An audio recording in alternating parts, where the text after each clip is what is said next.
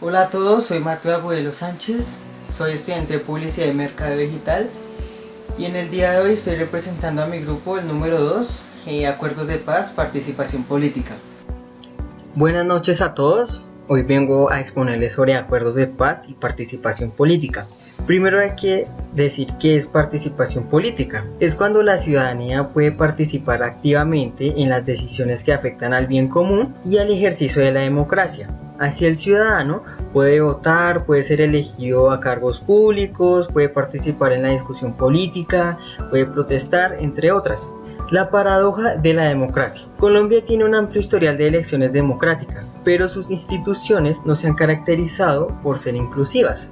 Hasta antes de 1974, entre los años 1958 y 1974, existió un pacto implícito por alternarse el poder político entre conservadores y liberales. No obstante, el Estado ha estado marcado por violaciones de libertades civiles, ejecuciones extrajudiciales, violencia entre los civiles y guerra civil. En las primeras décadas del siglo XX, quien no era liberal o conservador era excluido, aunque lo más triste era quien pertenecía a un partido político corría el riesgo de morir violentamente por su contraparte.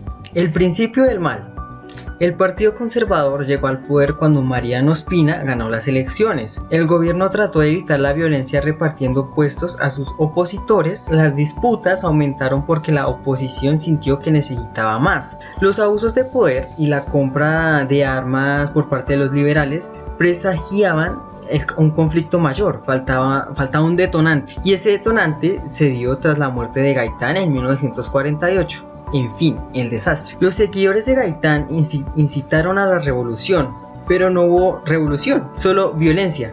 Los pueblos sufrieron de masacres, se formaron guerrillas liberales y ejércitos conservadores, que, por igual, sembraron el terror. Los enfrentamientos terminaron con la vida de más de 300.000 personas.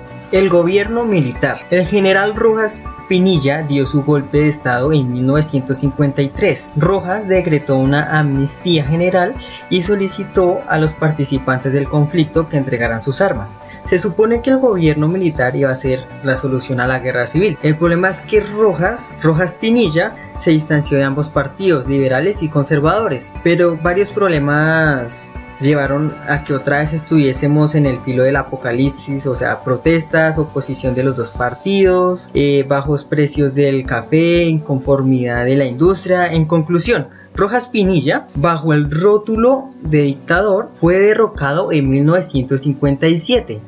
Las guerrillas revolucionarias. Los revolucionarios, en su mayoría comunistas, se multiplicaron en el campo. La Colombia rural debía pagar vacunas para financiar la causa. Entre 1964 y 1974 se formaron las guerrillas de las FARC, el ELN y la M-19.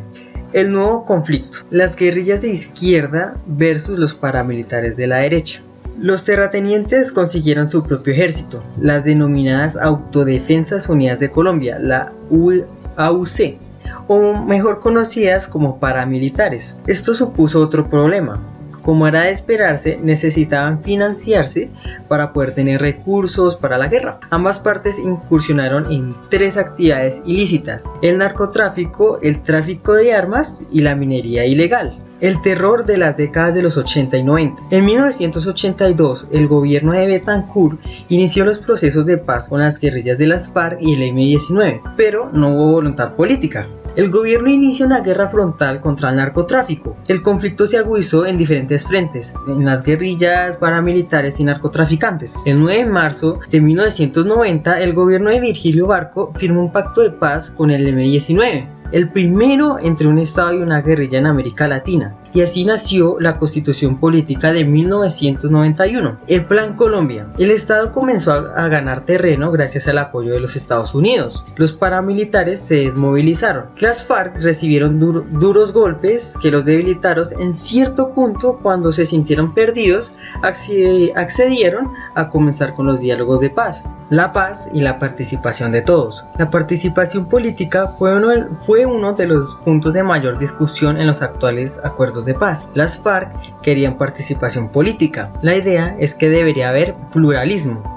o en otras palabras que hubiera participación de diferentes tendencias políticas, económicas o de otro tipo, ¿sí?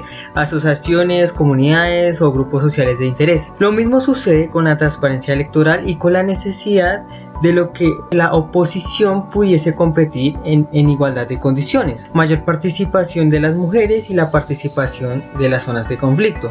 Para finalizar, podemos decir que se extraen dos conclusiones principales.